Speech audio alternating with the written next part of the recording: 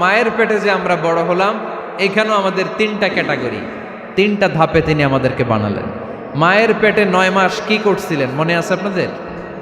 শরীয়তপুরের ভাইরা মনে নেই কেন? হ্যাঁ, আমাদের কারোরই মনে নাই, ঠিক কিনা? এই 6 মাস 8 মাস কই যে ছিলাম, কোথায় ছিলাম আমরা মনে করতে পারি না। স্মৃতির পাতা হাতড়িয়ে যত পিছনে যাই আর ভুলতে থাকি। মনে আছে ছোটবেলার কথা? মনে নাই। আমরা সবাই কিন্তু এত বড় ছিলাম না ভাই, ছোট্ট ছিলাম, ছোট্ট।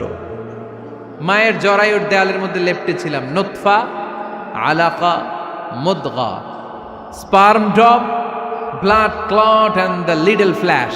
ছোট্ট নাপাক পানি ছিলাম। ওইটারে আল্লাহ বড় করতে আরম্ভ করলেন। বড় করতে করতে রক্তপিণ্ড বানালেন। রক্তপিণ্ড থেকে আল্লাহ গোশতপিণ্ড বানালেন। আমরা প্রত্যেকে এরকম একটা গোশতের টুকরা ছিলাম। এটার ভিতরে আল্লাহ কঙ্কাল ঢুকালেন, আমার স্কেলিটন, আমার কঙ্কালটা, আমার অবয়বটা ঢুকালেন।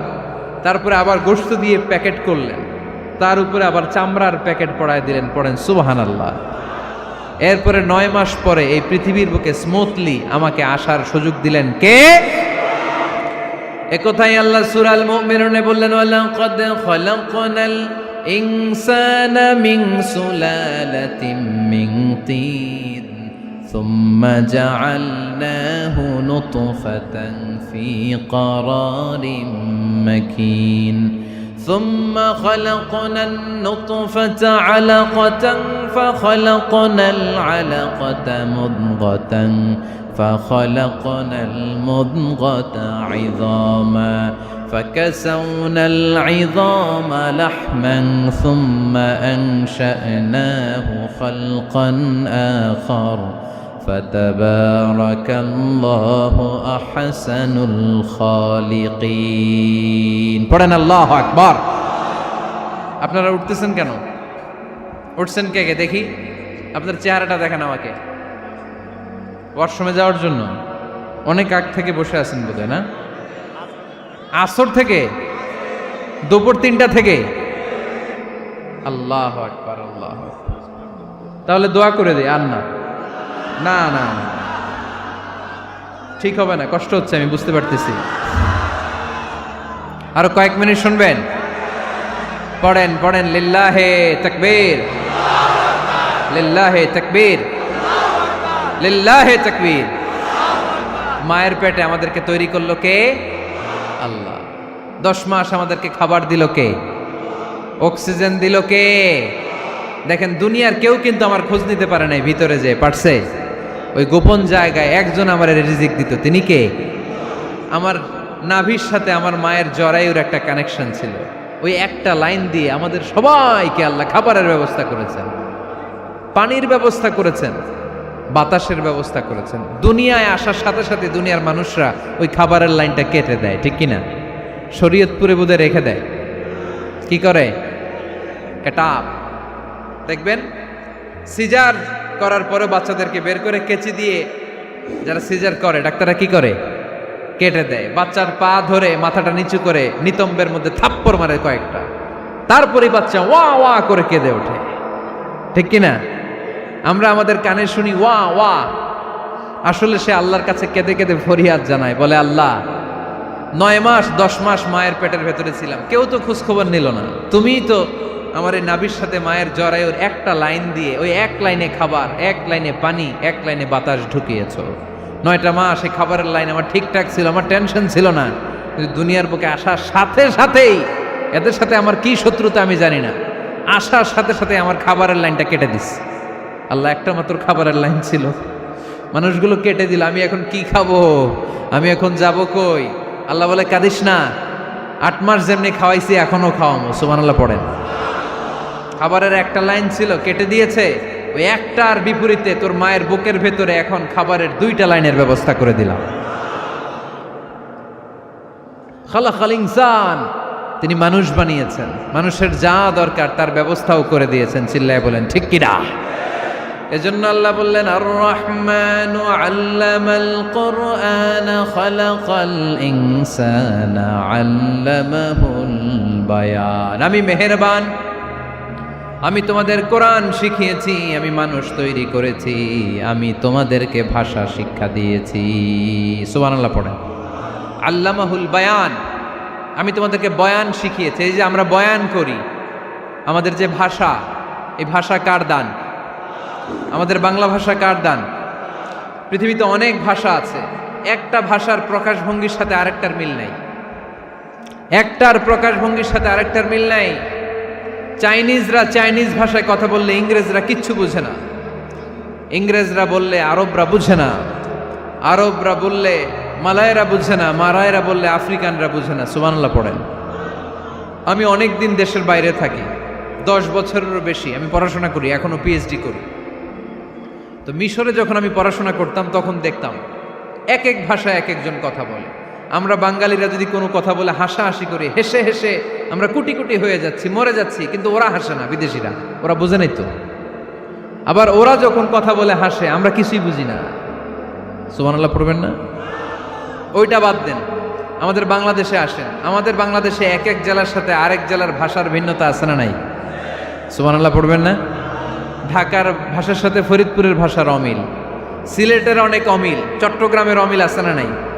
সবচেয়ে বেশি অমিল সিলেটে আর চট্টগ্রামে, ঠিক কিনা? ওনাদের ভাষাগুলো এমন, শুনলে বোঝার উপায় নেই যেটা বাংলা ভাষা না অন্য ভাষা, কিন্তু প্রত্যেক আঞ্চলিকতায় একটা মাধুর্যতা আছে না নাই? আল্লাহ পাক এই কোরআনের মধ্যে আঞ্চলিকতার দাম দিলেন। হিশাম বিন হাকিম বিন হিজাম কোরআন থেকে তেলাওয়াত করতে শুরু করলেন। এই তেলাওয়াত শুনে সাইয়েদনা ওমরে ফারুক ওনার ঘাট ধরে টেনে বিশ্বনবীর কাছে নিয়ে আসলেন। ওমরে ফারুক বললেন, ইয়া রাসূলুল্লাহ, দেখেন হিশাম বিন হাজিম কেমন করে কোরআন পড়ে, দেখেন ভিন্নভাবে কোরআন পড়ে। আপনি শিখাইছেন একভাবে, ও পড়ে আরেকভাবে, ওর বিচার করেন।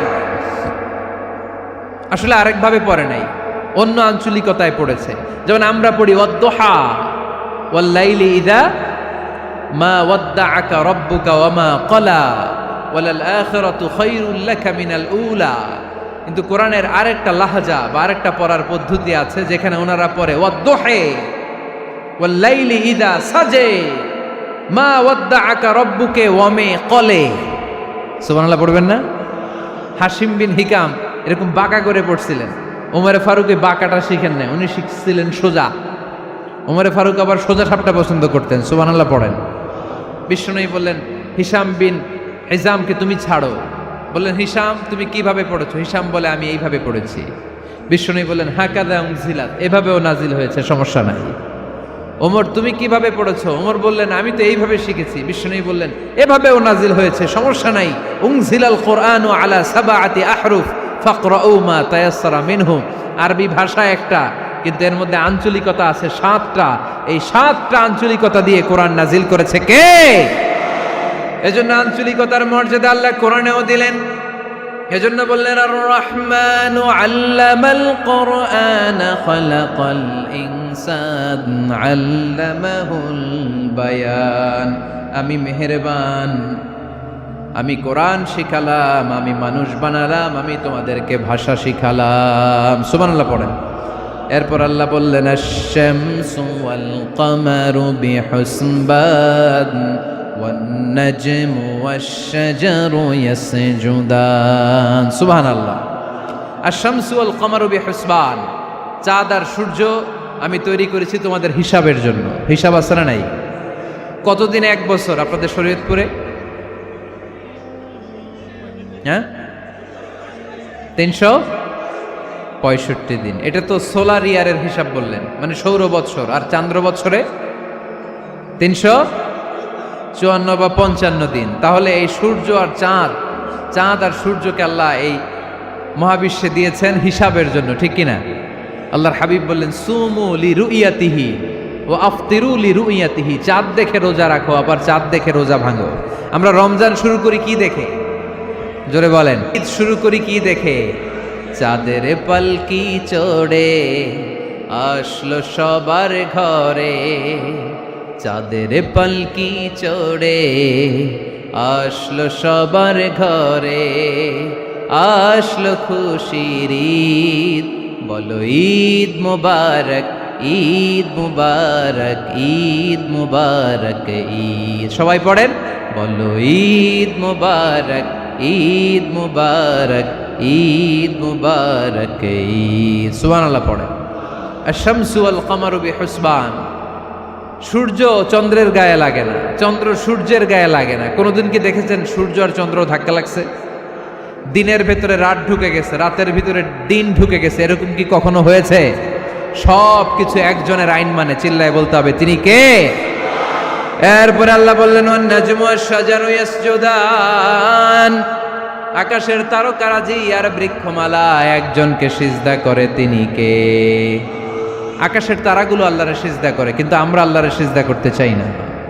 গাছগুলো আল্লাহর জিকির করে, কিন্তু আমরা জিকির করতে চাই না, ঠিক কি না?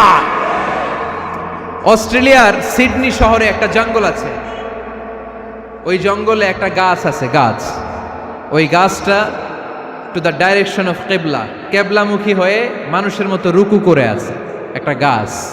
সুবহানাল্লাহ কইতে বললেন না? ক্যালেন্ডারে দেখা যায়, পত্রিকায় দেখা যায়, গাছ রুকু করে আছে। আমরা রুকু করি না, আমরা সিজদা করি না।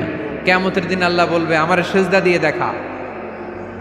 আপনারা যারা নামাজ পড়েছেন, সিজদা দিয়েছেন, তারা আল্লাহু আকবার বলে সিজদায় লুটিয়ে পড়বেন। আর যারা নামাজ পড়ে নাই, তারা শত চেষ্টা করেও তাদের পিঠকে বাঁকা করতে পারবে না। এজন্য 5 ওয়াক্ত সালাত জামাতের সাথে পড়ার দরকার আছে না নাই? আজকের এই মাহফিলটা তখনই সফল হবে যখন আমরা এই ওয়াদা করতে পারবো যে জীবনে কোনোদিন নামাজ ছাড়বো। এই ওয়াদা করা যাবে? সবাই করতে পারবেন? কার সাথে? আমার সাথে ওয়াদা করবেন। কার সাথে? হাত তুলে আল্লাহরে দেখান, আওয়াজ করে আল্লাহরে ডাকেন, বলেন হে আল্লাহ। আরো জোরে একটা ডাক দেন, পড়েন আল্লাহ। হাত তুলে ওয়াদা করলাম 5 ওয়াক্ত সালাত জামাতের সাথে আদায় করার চেষ্টা করব, তুমি তৌফিক দাও, আমিন। আর জোরে আমিন। সূরা আর রহমানের শিক্ষা হচ্ছে যে সব সময় আমরা ভরসা রাখবো একজনের উপর, তিনি কে? আমাদের গুনাহ যত বড়ই হোক, আল্লাহর দয়া তার চাইতেও বড়। সূরা আর রহমানের শিক্ষা হচ্ছে আমাদের পাপ, অন্যায়, গুনাহ যত বড় হোক না কেন, আল্লাহর দয়া তার চাইতেও বড়, ঠিক কিনা? এজন্য নিরাশ হবেন না, হতাশ হবেন না। আপনি যত পাপ করেন না কেন, অনুতপ্ত হলে ওযু করে এসে জায়নামাজটা বিছিয়ে 2 রাকাত নামাজ পড়েন, পাপের কথাগুলো স্মরণ করেন, ক্ষমা চান। চাওয়ার মতো চাইলে সব গুনাহ মাফ করে দিবে কে? আল্লাহ আমাদের সবাইকে কথা জোরে বলতে হবে, কে? মানব সৃষ্টির 3টা পদ্ধতি কোরআনে পাওয়া যায়। পদ্ধতি নাম্বার 1, বাবাও নাই মাও নাই। এই পদ্ধতিতে আল্লাহ কাকে বানাইছে বলেন? আদম আর হাওয়া আলাইহিস সালাম, এদের বাবা মা ছিল। 2 নম্বর পদ্ধতি হচ্ছে মা আছে কিন্তু বাবা নাই। এই পদ্ধতিতে আল্লাহ কাকে বানালেন? কি নাম? ঈসা আলাইহিস সালাম। 3 নম্বর পদ্ধতি হচ্ছে মাও আছে বাবাও আছে। এই পদ্ধতিতে আল্লাহ কাদেরকে বানিয়েছেন? আমাদেরকে বানিয়েছেন। তাহলে পদ্ধতি কয়টা?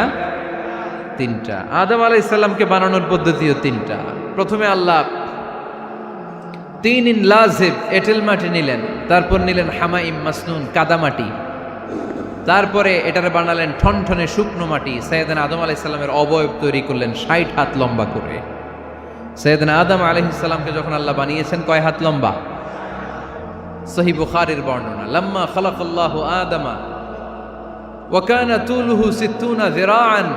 আল্লাহ তাআলা যখন আদম আলাইহিস সালামকে বানালেন 60 হাত বা 60 গজ লম্বা করে বানালেন। আপনারাও যারা জান্নাতে যাবেন 60 হাত লম্বা হয়ে জান্নাতে ঢুকবেন। কয় হাত লম্বা? সুবহানাল্লাহ পড়বেন না? তব দয়া চাহে এ গুনাহগার, আল্লাহ করুণা বিচার। পড়ে না আমিন? তিনি যদি দয়া করেন তবেই আমরা জান্নাতে যেতে পারবো, ঠিক কিনা?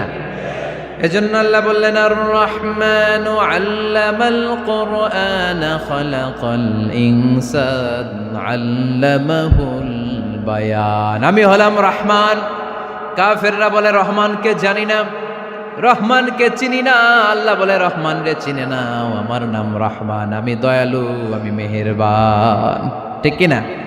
এজন্য প্রতিদিন সূরা ফাতিহায় 2য় আয়াতটা আমরা কি পড়ি? আর রহমান আর রাহিম, ঠিক কিনা? তিনি দয়ার সাগর, তিনি মায়ার সাগর, আমরা বললাম আল্লাহ ঠিক আছে আমরা বুঝেছি আপনি দয়ার সাগর, আর আপনি কি করেন? দ্বিতীয় আয়াতে আল্লাহ বললেন আল্লামাল কোরআন, আমি কোরআন শিক্ষা দেই। শুধু দয়ার সাগর হয়ে আমি আল্লাহ বসে থাকি নাই, তোমাদের হেদায়েতের জন্য আমি কোরআন নাজিল করে দিয়েছি। আল্লামাল কোরআন, আমি কোরআন শিক্ষা দেই। আমাদেরকে কোরআন শিখিয়েছে কে? বিশ্বনবীকে কোরআন শিখিয়েছে কে? আল্লাহ। এজন্য দুনিয়াতেও যারা কোরআন শিখায় তাদের মর্যাদা বাড়ায় দেয় কে? বাংলার জমিনে যারা কোরআন শরীফ শিখায় এদের মর্যাদা সবচেয়ে কম, এদের বেতন সবচেয়ে কম, এরা সমাজে সবচেয়ে বেশি অবহেলিত, ঠিক কি না? তা আল্লাহর কাছে এরা সবচেয়ে বেশি সম্মানিত। আল্লাহর হাবিব বললেন খায়রুকুম মান তাআল্লামাল কুরআন ওয়া আল্লামাহু, তোমাদের মধ্যে আল্লাহ তাআলার কাছে সবচাইতে প্রিয় শ্রেষ্ঠ ওই মানুষটা যে নিজে কোরআন পড়ে আবার অন্যরে পড়ায় দেয়। সুবহানাল্লাহ পড়েন। আপনি যদি কাউরে শুধু সূরা ফাতিহাটা শিখান, কোন সূরা? সূরা ফাতিহাটা যদি শিখায় দেন, সে যতদিন সূরা ফাতিহা তেলাওয়াত করবে ওই তার তেলাওয়াতের একটা পার্সেন্টেজ সওয়াব আপনার আমলনামায় আছে না নাই? সে যদি আবার আরেকজনের শিখায়, ওই লোক যদি আবার আরেকজনের শিখায় দেয়, এরকম যতজনকে তারা শিখাবে প্রত্যেকের তেলাওয়াতের একটা পার্সেন্টেজ সওয়াব আপনার আমলনামায় ঢুকায় দিবে কে? এজন্য কোরআন নিজেও শিখবো, অন্যকেও শেখাবো। রাজি আছেন তো?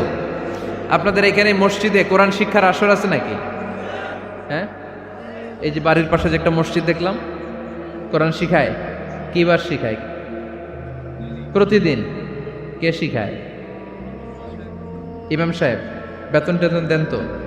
কত দেন? 1 লক্ষ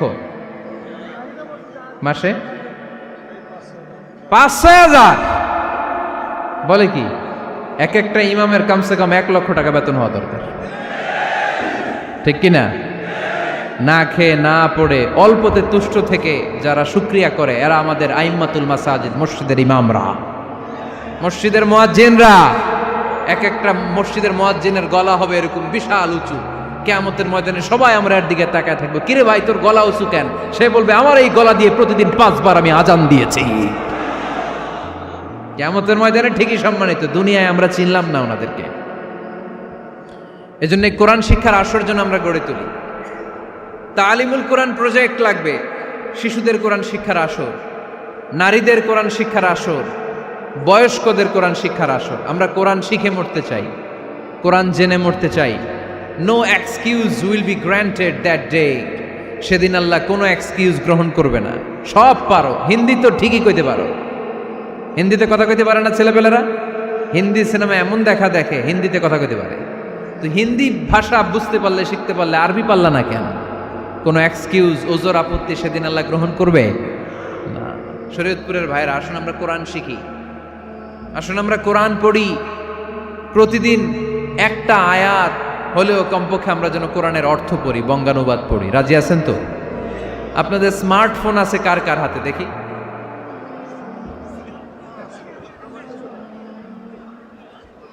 আপনারা কি অ্যানালগ? স্মার্ট আপনি? মাশাআল্লাহ। তোমরাও কি স্মার্ট? হ্যাঁ, ঠিক আছে, হাত নামাও, হাত নামান সবাই। তো এই যে স্মার্টফোন আসছে স্মার্ট বানাইতে, যেই ফোনের মধ্যে কোরআন নাই সে আনস্মার্ট, ঠিক কিনা? যার মোবাইলের ভেতরে কোরআনের অ্যাপস আছে, ডাউনলোড করে অ্যাপস রেখেছে, সেই হচ্ছে আসল smart. He is the real hero, he is the real smart. এজন্য মোবাইলের অ্যাপসের ভেতরে কোরআন ঢুকাইতে হবে। শরীয়তপুরের ছেলেরা খুব সহজ, অ্যান্ড্রয়েড সেট ইউজ করলে প্লে স্টোরে যাও, যে তুমি বাংলা কোরআন লিখে চলে আসবে। আইফোন যদি ইউজ করো অ্যাপ স্টোরে যাও, ওখানে যে বাংলা কোরআন লিখে চলে আসবে। সহজ। এত সহজ হওয়ার পরেও আল্লাহ কি বললেন আমরা যদি না শিখি, না জানি, আল্লাহ কি ক্ষমা করবে? যা বলার সব আল্লাহ বলে দিয়েছে এই কোরআন। এই কোরআনে শুরু হয়েছে বিসমিল্লাহির রহমানির রহিম দিয়ে, মানে বা দিয়ে। কি দিয়ে? চিল্লায় বলেন না, কি দিয়ে? বা দিয়ে। আর এই কোরআন শেষ হয়েছে সূরাতুন নাস দিয়ে, যে সূরার শেষ আয়াত হচ্ছে মিনাল জিন্নাতি ওয়ান নাস। বা আর সিন মিলাইলে কি হয়? বাস। এবার বাসে চড়া শরীয়তপুর শহরে যাব। ওই বাস না, এই বাস মানে যথেষ্ট। এই বাস মানে সাফিসিয়েন্ট, কাফি। আল্লাহ বুঝালেন এই 30 পারায় 114টা সূরায় আমি যা দিয়েছি এটাই বাস, যথেষ্ট, নতুন করে আর কিচ্ছু লাগবে না। চিল্লায় বলেন ঠিক কিনা? এজন্য মোবাইলে কোরআনের অ্যাপস ঢুকাইবেন। কে কে ঢুকাইবেন আজকে থেকে দেখি? আমারে দেখানোর জন্য হাত তুলছেন? দেখাতে হবে একজন রে, তিনি কে? আল্লাহরে দেখান, আল্লাহর ফেরেশতারে দেখান। এখন কই মারছে হাত? আল্লাহর ফেরেশতার কথা কইছি, আন ভয় ঢুকছে। ঢুকাবেন ঢুকাবেন, এদিকে হাত তোলো না কেন? আছে, মাশাআল্লাহ, হাত নামান। আল্লাহ তুমি সব ভাইদেরকে কবুল করো। আমরা যেন মোবাইলে হিন্দি সিরিয়াল না দেখি, আমরা যেন ড্যান্স না দেখি, উলঙ্গ নৃত্য যেন না দেখি, আমরা যেন এই মোবাইলে কোরআন পড়ি। আমরা কান দিয়ে যা শুনবো তাতে যেন সওয়াব হয়, আমরা চোখ দিয়ে যা দেখবো তাতে যেন সওয়াব হয়, ঠিক কিনা? যেন কানে শুনি সদা তোমার কালাম, হে খোদা চোখে যেন দেখি শুধু কোরআনের আয়াত, শোনো আমার মুনাজাত, শোনো শোনো ইয়া ইলাহি আমার মুনাজাত, শোনো আমার মুনাজাত। পড়েন আমিন। তাহলে আমরা যে কিতাবটারে সঙ্গী বানাবো, কিতাবটার নাম সবাই বলেন। আমরা যে কিতাবটারে বন্ধু বানাবো, এই কিতাবটার নাম, এটা আল্লাহর কিতাব। এই কিতাব সংরক্ষণের দায়িত্ব নিয়েছে কে? এই কিতাবকে কেউ ধ্বংস করতে পারবে? এই কিতাবের পিছু লেগে কেউ সুবিধা করতে পারবে? এই কিতাবের তাফসির কেউ বন্ধ করতে পারবে না, অসম্ভব। করণের কথা ছড়িয়ে পড়বে যুগ থেকে যুগ, যুগান্তরে, দেশ থেকে দেশ, দেশান্তরে, ঠিক কি না? এটা এমন কিতাব, এই কিতাবের পিছু লেগে লাভ নাই।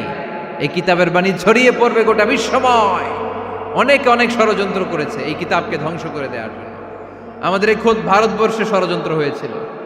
ব্রিটিশরা যখন চলে গিয়েছিল, ওরা প্ল্যান করেছিল এই কিতাবকে কি করে আমাদের থেকে ডিটাচ করা যায়, কেমন করে আলাদা করা যায়। এর একটা কমিটি করে দিয়েছে, আপনারা গবেষণা করে দেখেন এই ভারতবর্ষ থেকে কেমন করে কোরআন দূর করা যায়। তারা বুদ্ধি করে বলল, এক কাজ করি, কারণ তাদের কোরআনের কপিগুলো মসজিদ থেকে বের করে আমরা আগুন দিয়ে জ্বালাই দিব, তাইলেই কোরআন শেষ। কোরআনের কপি যদি আগুন দিয়ে জ্বালায় দেওয়া হয়, তাহলে তো পৃথিবীতে কোরআন থাকবে না, না থাকবে? যদি আগুন লেগে ধ্বংস হয়ে যায়,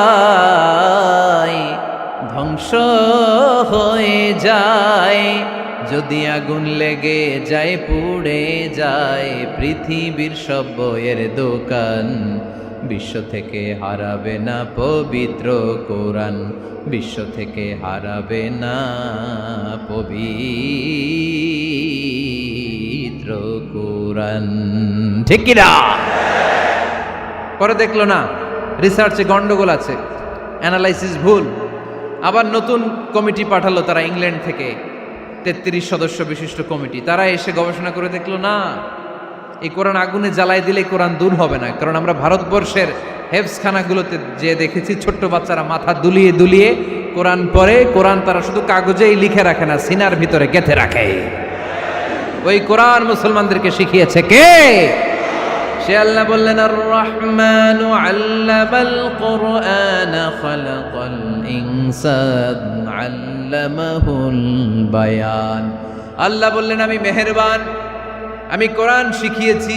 আমরা বললাম আল্লাহ আর আপনি কি করেন? আল্লাহ বলেন খালাকাল ইনসান, আমি মানুষ বানিয়েছি। সুবহানাল্লাহ পড়েন। আমাদেরকে তৈরি করেছে কে? অমুক সেলিব্রিটির কি হয়েছে, ছাদ থেকে লাফ দিয়ে পড়ে মাথা ফাটায় ফেলছে। ভালোবাসা আছে না নাই? যারে ভালোবাসে তার নাম আবার ছেলেরা হাতের মধ্যে কেটে কেটে লেখে। শরীয়তপুরে এগুলো নাই আলহামদুলিল্লাহ। হ্যাঁ, প্লাস দিয়ে লেখে, প্লাস। ধরেন আব্দুল্লাহ প্লাস শামিমা, তো এ প্লাস এস, রক্ত দিয়ে লেখে, রক্ত। আমি অবাক হই। নিডেল, সুই, সুই দিয়ে কেটে কেটে লেখে আব্দুল্লাহর এ প্লাস শামিমার এস। কি ভালোবাসা! এক ভাগ ভালোবাসার ছিটে ফোটা সবাই মিলে পাইছে, এইটা ঠেলা যদি এরকম হয়, তাহলে যিনি ৯৯ ভাগ ভালোবাসা রেখে দিয়েছে তার ভালোবাসা বেশি না কম? দেখেন ছোট্ট বাচ্চাটা রাতে খেতে চায় না, মা যদি বলে খাও, বলে না খাবো না। আব্বু অফিস থেকে আসুক, আব্বুর কোলে বসে বসে আব্বু আর আমি একসাথে খাবো। এই ছোট্ট বাচ্চাটা কিছু বোঝে না, কিন্তু তারপরও তার বাবার জন্য ভালোবাসা তার হৃদয়ে ঢুকাই দিছে কে? আপনাদের এলাকায় মুরগি পালেন না আপনারা? মুরগি যখন বাচ্চা নিয়ে হাঁটে দেখবেন মুরগি ছানা ধরা যায় না, ধরতে গেলে মা মুরগিটা কি করে? কামড় দিতে আসে। এই ছোট্ট বাচ্চাগুলোর জন্য মা মুরগিটার হৃদয়ের ভিতরে ভালোবাসা ঢুকাই দিল কে? আহা, আমি পত্রিকাতে এমনও দেখেছি, বন্যায় এক মা পানি খেতে খেতে খেতে খেতে খেতে খেতে মরে গিয়েছে, কিন্তু শিশুটাকে একটা বালতির মধ্যে চাপিয়ে মাথায় তুলে ধরে রেখেছে। মা পানি খেতে খেতে নিজের জীবনকে বিলিয়ে দিয়েছে, কিন্তু বাচ্চাটা মরে নাই। বাচ্চার জন্য কি ভালোবাসা! এই ছোট্ট বাচ্চার জন্য মায়ের হৃদয়ে জান স্যাক্রিফাইসের মতো এই ভালোবাসা ঢুকাই দিল কে? আমাদের প্রতিদিনই ভালোবাসা, সকালে ভালোবাসা, বিকালে ভালোবাসা, সন্ধ্যায় ভালোবাসা, শীতকালে ভালোবাসা, গ্রীষ্মকালে ভালোবাসা। আমাদের ইসলামে শুধু ভালোবাসাবাসী, ঠিক কিনা? রাসূল আমার ভালোবাসা, রাসূল আমার আলো আশা, রাসূল আমার প্রেম বিরহের মূল আলোচনা, রাসূল আমার কাজে কর্মের অনুপ্রেরণা। চিল্লায় পড়েন আল্লাহু আকবার। আমাদের ভালোবাসার কোনো কমতি আছে? 24 ঘন্টা আমাদের ভালোবাসা আছে না নাই? 365 দিন আমাদের ভালোবাসা আছে না নাই? এই জন্য আলাদা করে আমাদের কোনো দিন লাগে না, বিশ্ব ভালোবাসা দিবস দরকার হয় না। যারা মাকে দেখতে পারে না, বাবারে দেখতে পারে না, এরা একদিনের জন্য মা বাবাকে উইশ করতে যায়, আর নাম দিছে বিশ্ব মা দিবস, বিশ্ব বাবা দিবস।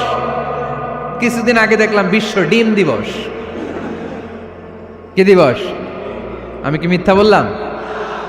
ছিল একটা বিশ্ব ডিম দিবস। কিছুদিন পরে বানাবে বিশ্ব বাঁশ দিবস, যে যারে বাঁশ দিতে পারে। এরপর একটা বানাইছে শুনলাম বিশ্ব চিন্তা দিবস। তো এটা কি দিবস? কয় এই দিন আমরা সবাই মিলে চিন্তা করি যে আসলে আমাদের কি চিন্তা করা দরকার, আছে না নাই? তো এই যে ওরা বিশ্ব মা দিবস, international mother day, international father day, মা দিবস, বাবা দিবস বছরে একবার ওল্ড হোমে রেখে আসে, বৃদ্ধাশ্রমে। যেহেতু সারা বছর বৃদ্ধাশ্রমে, বছরে একদিনও যদি মারে স্মরণ না করি কেমন হয়? তো একদিন ওই মা দিবসে মারে একটা কার্ড দিয়ে উইশ করে আসে, কিছু টাকা দিয়ে আসে। ওদের তো মা বাবার প্রতি দয়া নাই, শ্রদ্ধা নাই, ভালোবাসা নাই, এজন্য ঘটা করে ওদের দিবস পালন করা লাগে। আমাদের 24 ঘন্টা 365 দিনই ভালোবাসা, তাই এই দিবস ফিবসের আমাদের দরকার নাই। চিল্লায় বলেন ঠিক কিনা?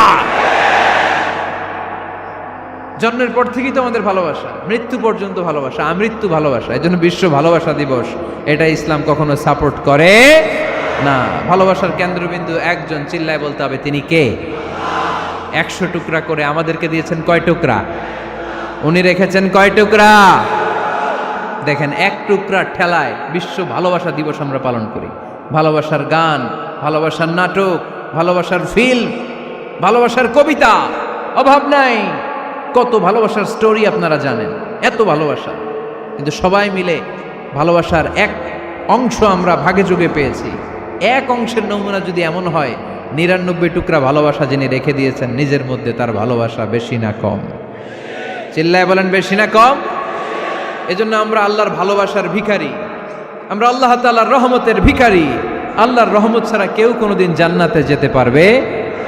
কোনোদিন নিজের আমল নিয়ে বড়াই করবেন না। আপনারা কি ভাবেন যে আপনার আমল দিয়ে আপনি জান্নাতে যাবেন? শরীয়তপুরের আজকের এই প্যান্ডেলে যারা বসে আছেন, কার এরকম ভরসা আছে যে হুজুর আমি এত আমল করেছি, আমার আমলের বদৌলতে আমি জান্নাতে ঢুকবো? কে কে আছেন দেখি আল্লাহর ওলি? আছে এরকম কোন আল্লাহর ওলি? হ্যাঁ, আছে? নাই। আল্লাহর হাবিব বললেন, আল্লাহর রহমত ছাড়া, ভালোবাসা ছাড়া কেউ কোনোদিন জান্নাতে ঢুকতে পারবে? আম্মা জান আয়েশা বললেন, ইয়া রাসূলুল্লাহ আপনিও না? আল্লাহর হাবিব বললেন, না আমিও না, তবে আল্লাহর রহমত তার দয়া সেদিন আমাকে ঘিরে রাখবে। মান নুকিশা উযিবা, যার হিসাব আল্লাহ সেদিন চাইবেন সে ধরা খেয়ে যাবে। সব সময় আল্লাহর কাছে এই দোয়াটা যেন আমরা করি, আল্লাহ কিয়ামতের দিন তুমি আমার হিসাব নিও না, আল্লাহ তুমি আমার বিচার বসিও না, আল্লাহ তুমি দয়া করে আমারে মাফ করে দিও। আল্লাহ যার বিচার করবেন ও জাহান্নামে যাবে, আর যার বিচার করবেন না সে জান্নাতে যাবে। আল্লাহ যদি বিচার করে আর পাই টু পাই হিসাব নেয়, নামাজ পড়লি না কেন, রোজা রাখলি না কেন, মিথ্যা বললি কেন, খাদ্যে ভেজাল দিলি কেন, মাছে ফরমালিন দিলি কেন, যৌতুক খাইলি কেন, ঘুষ খাইলি কেন, উল্টাপাল্টা করলি কেন, জিনা করলি কেন, একটার পর একটা প্রশ্ন বানে যদি সেই ভয়ঙ্কর দিনে আল্লাহ আমাদেরকে জর্জরিত করে, আমাদের কোনো উত্তর আছে? সেদিন আমাদের বাঁচার কোনো উপায় আছে? তাই আমরা সবাই আল্লাহর কাছে দোয়া করবো, আল্লাহ কোনো বিচার টিচার মানি না, কোনো বিচার করতে পারবো না, দয়া করবা। কথা কয় না? কি করবে?